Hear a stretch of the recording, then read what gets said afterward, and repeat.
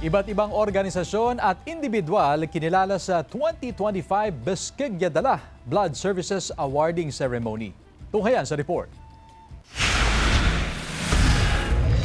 Kinilala ng Philippine Red Cross Pangasinan Chapter ang iba't ibang organisasyon at individual na nakatuwang nila sa pagpapatibay ng Blood Services Program sa ginanap na 2025 Beskegya Dala Blood Services Awarding Ceremony sa Lingayen, Pangasinan.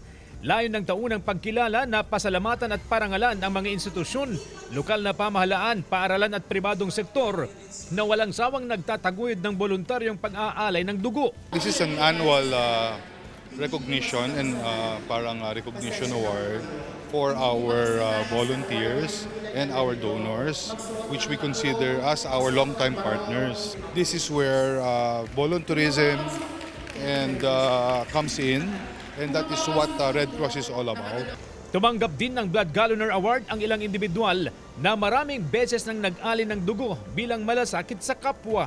Na-realize ko how significant po yung ginagawa ko, and yung maisip na ang dami ko na palang na-donate is parang achievement po siya and karagdagan na fulfillment po para sa akin.